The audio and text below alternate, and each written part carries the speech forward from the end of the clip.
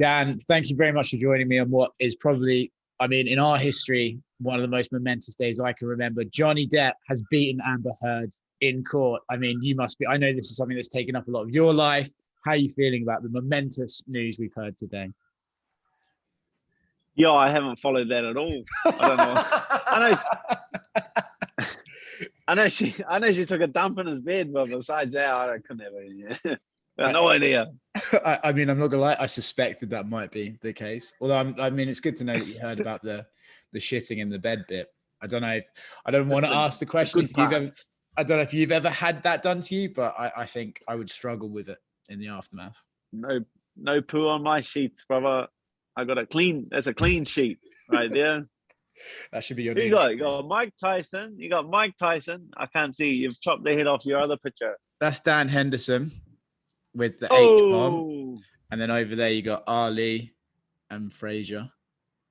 So I actually have art because I'm like I'm a bit more cultured. Yeah. I don't know if you will. Yeah. So how's life been anyway? It's been a while since I saw you. Last time obviously was in London, where, you know, wasn't your best trip abroad, I assume. But how are things going? How's life going with you? Nah, it's good. It's good to be back in New Zealand. Everything's normal. New Zealand's caught up with the rest of the world, which is good. So I just been in my gym, like doing a lot of coaching.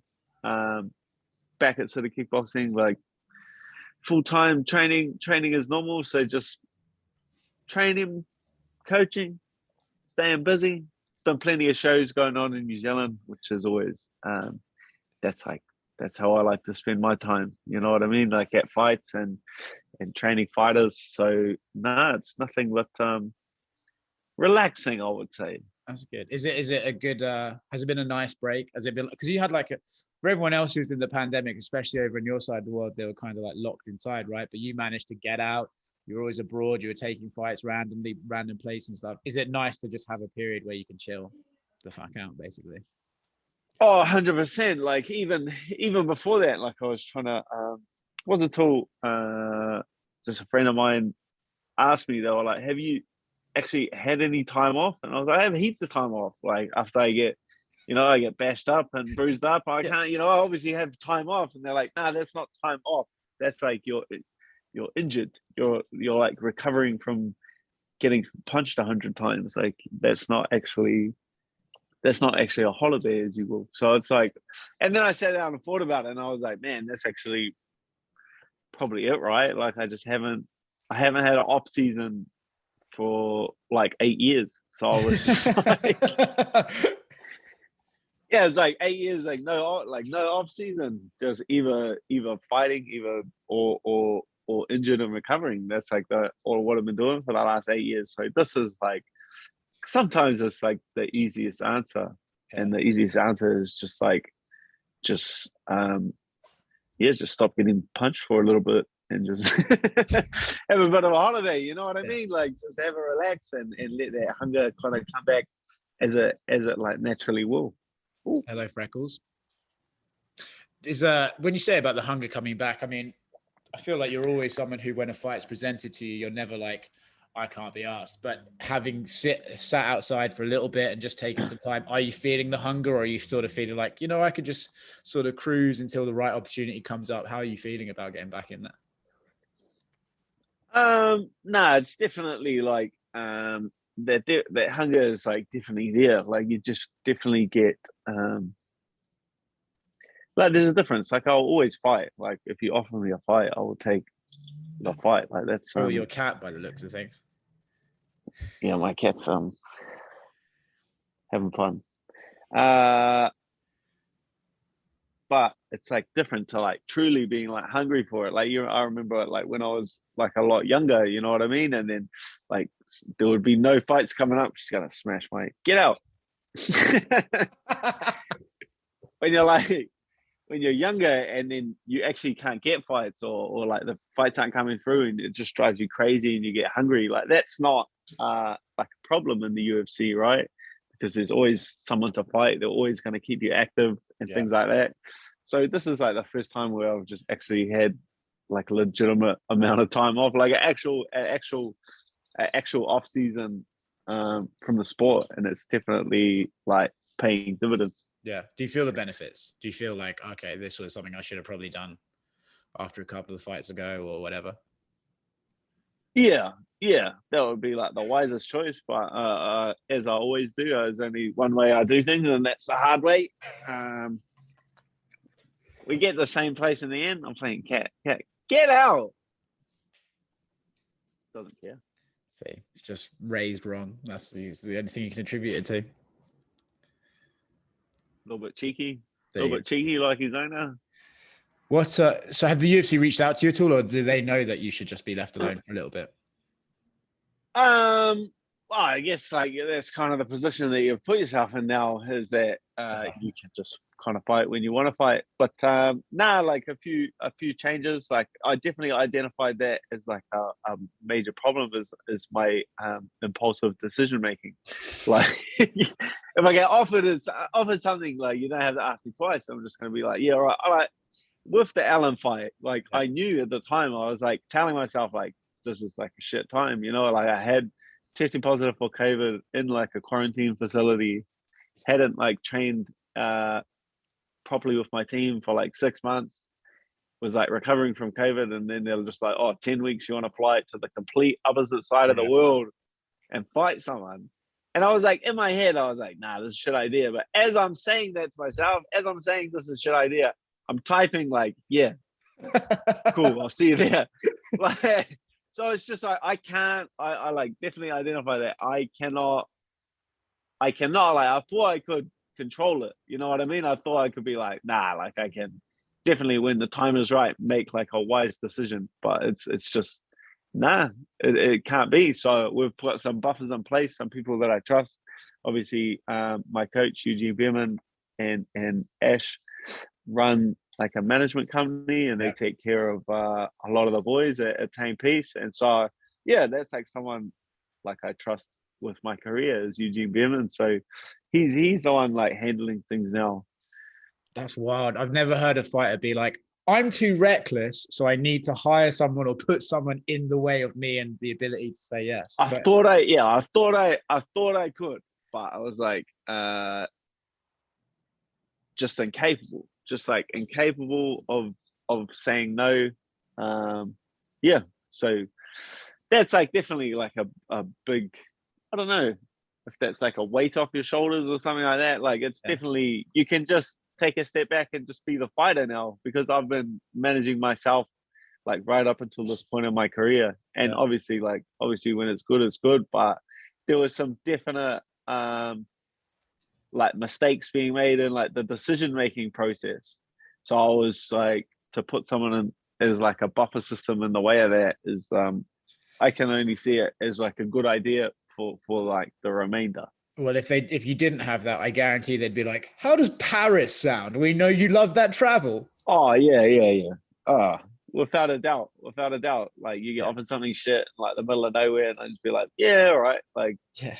I'll get G'd up for it. Like I knew at the time with the Allen fight, I was like, this is like probably like really shit timing. You know what I mean? But I like G'd myself up for it. Like you can definitely like build yourself into something. Like you get genuinely, man, that's like the funny thing about like fighting professionally. That's like the hard thing about it for most people, is that anyone can fight on like impulse. Anyone can, like, someone pushes them in a bar and they've had 10 drinks, like anyone can fight under those circumstances. That's like like an impulsive move.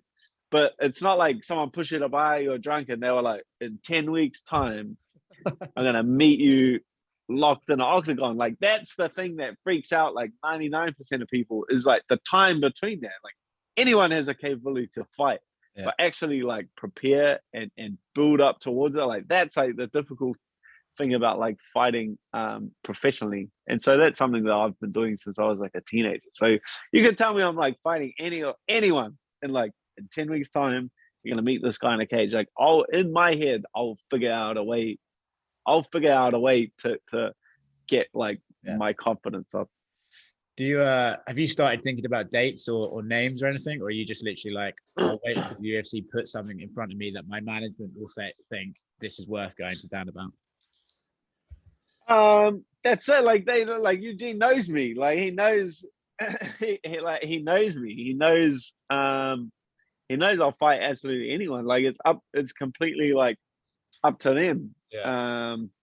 That's funny, right? Because then this is like the usual part of the interview where someone would be like, what do you think about fighting Tony? Or what do you think about fighting this guy? But the answer for you is always like, yeah. Yeah, like it's silly. Like you can say here and name like all the names in the world. Like the answer is gonna be yeah, like oh yeah, all right. I'm not gonna say no. Like it's like yeah, it's like a benign question, right? Like it's yeah, like you offer me someone tomorrow. If the UFC if I would have been managing myself and the UFC offered me a fight already, like oh, you would see me fighting already. You know what I mean? But I think like Eugene, he wants to let that hunger build up a bit as well. You know, like I'm back in the gym. I'm just training. I'm just focusing on focusing on getting better as a fighter, and just taking some time. But yeah, whenever. You think that's something that maybe it was kind of, I'm sure it was never like you underestimated it, but now that you're able to train with no police knocking at your door and shit like that, now you're able to train with the guys and the full team. Are you like, oh yeah, this is actually how it's meant to be? And what I was doing was not ideal, you know? Oh, 100%. Like the last, like that period of time, once you look back and like reflect on it, like people just don't know because you just don't talk about it. That's not like a good way to build like your own confidence, and that's not like the good way to market a fight. Is just being like, yeah, I couldn't really get in the gym, and you know what I mean. And it was like pretty like I was skin of my teeth with like the hack for us one. Like the gym was shut. Like we're getting chased around by the cops. Like I'm training. I was like legitimately training in my garage of my house. Yeah. Like for that fight, for the last like 8 weeks of that fight. And then like after that fight, like being in Vegas and just like being like, oh yeah, sweet. And then they offer you the Makachev one. I said after the hack press one, I was like, I haven't wrestled in months. Like I haven't grabbed a hold of someone and actually been in a wrestling room in like months.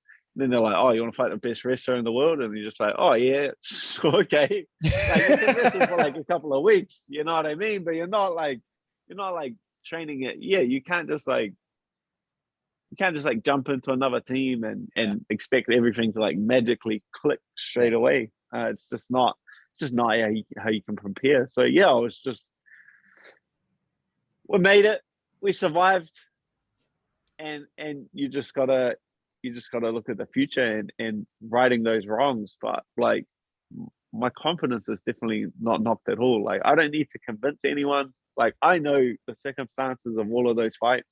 Like I don't feel like like I don't need anyone else. I don't need anyone else to believe in me.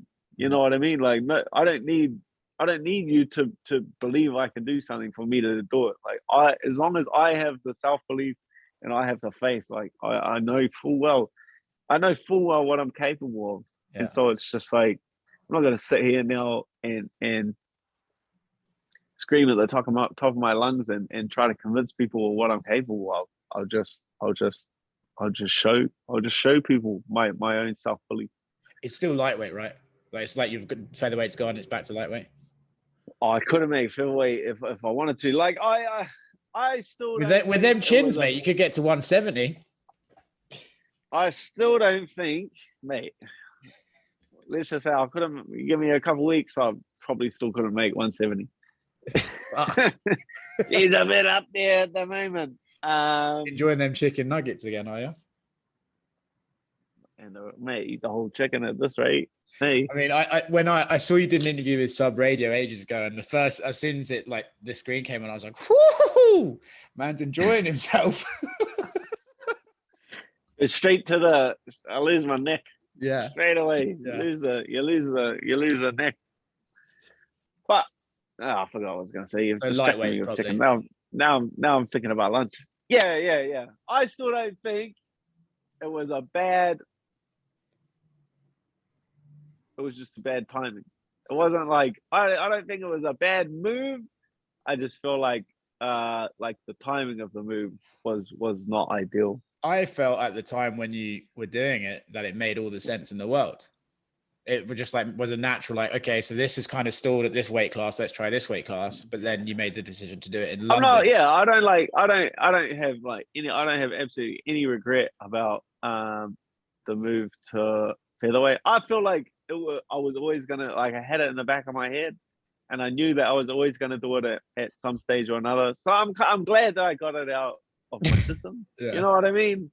Like I'm bound to do it. I was gonna do it at some stage. Like It was kind of it was just like an itch I needed to scratch. So hey, it didn't go. Like, what are you gonna do? Like, sit around and cry over spilt milk for the rest of the, like? No, you're just gonna comfort eat, apparently. Hey, I'm not that fat, mate. No, you're straight. You're not. Actually, this is a random question. It's not a shit saying question, but have you seen like the whole thing about Paddy Pimblett and the way he fluctuates weight? Like I say, I'm trying to give you like nonsense about being that fat. You hold it a lot better than Paddy does when he's decided to get out of camp. I'm definitely not. Yeah, I don't know how he does it. I'm definitely not.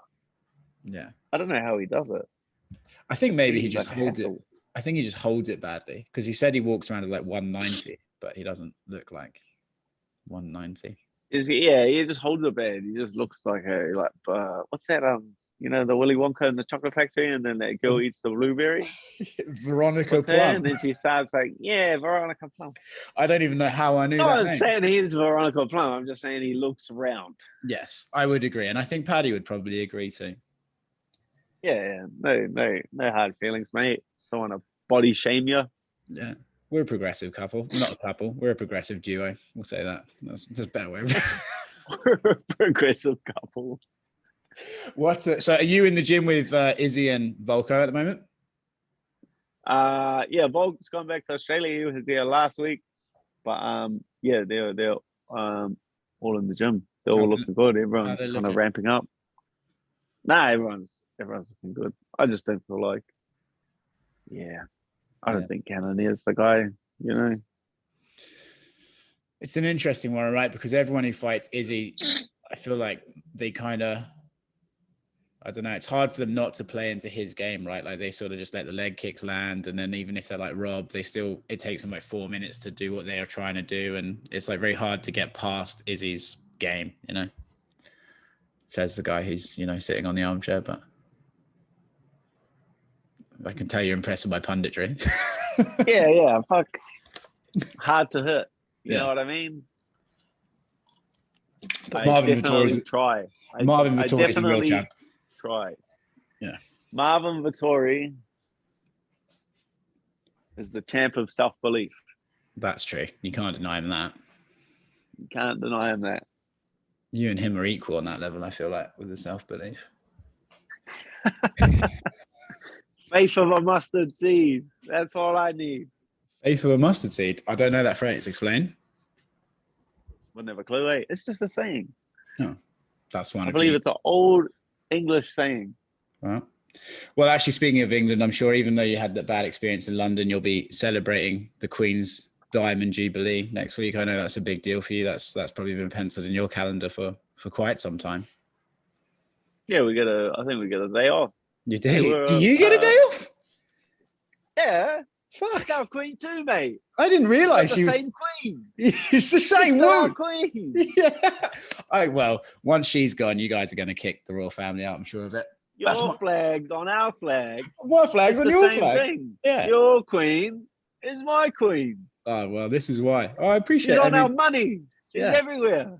I said that to a Canadian once. I was like, "Isn't she? Do we still own you? Isn't she still on your money?" And then that just soiled the relationship from there. Anyway, on that lovely note, I'll let you get on with your day, buddy. But it was good to catch up. Keep moving. Stay moving. Stay grooving. You're not going to Singapore, are you? I'm not getting on a plane and going anywhere ever. Nah. That trip sucks so bad. Like, England is so far away. Yeah. I thought it was a bad idea. Like, as I was signing it, like, I'm not sure about this. This is quite far away. You look on a map. I went the complete way around the world for that fight. I flew the complete way around the world. Such a terrible idea. I couldn't have gone further away. I think like the complete opposite side of the world is like somewhere in Portugal or something. But they're hardly going to put a UFC in the countryside of Portugal. Complete other side of the world. I reckon in terms of mileage fighters have traveled for fights, you might be up there. You might have got I'd have to be. I'd have to be. Yeah. Who would? Yeah. I'd have to be. Abu Dhabi in England. It's pretty solid. Yes. We'll call it part of life's rich tapestry. Never going back. Well, it was nice to have you for the week we did. Also, across the planet while cutting to featherweight. I mean, it was a string of choices. Not my Hey. Yeah. It's all good for the book. Of this guy, not the best. It's all good for the book. There you go. Not the best decision maker. All right, Dan. I'll catch you again soon anyway. Hopefully, it'd be nice if we could get back, if the UFC could go back down there. That'd be cool. High five. High five, mate. God, I'm so much more pale than you. Right, I'll chat to you now. Peace. See ya.